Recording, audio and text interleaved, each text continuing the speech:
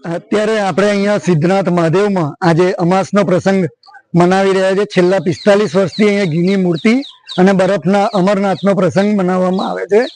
હાલ આજના દિવસે અહીંયા ભૈરવનાથની મૂર્તિ બનાવવામાં આવી છે અને એને અનુરૂપ બધું જ શણગાર ભૈરવનાથના અનુરૂપ કરવામાં આવ્યો છે।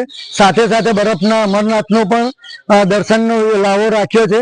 એમાં 150 બરફની પાટ એટલે લગભગ 15,000 કિલો બરફનો ઉપયોગ કરી અને બરફ પર ચાલીને અમરનાથના દર્શનનો લાવો મળવાનો છે દરેક દર્શનાર્થીઓને।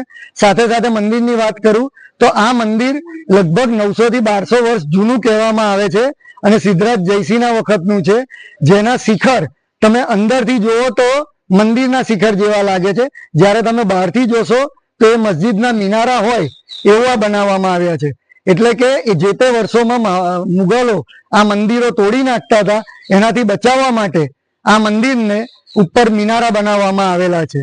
આજના દિવસે સર્વ નડિયાદવાસીઓ આ અનેરા પ્રસંગનો લાવો લે તેવી શુભેચ્છા।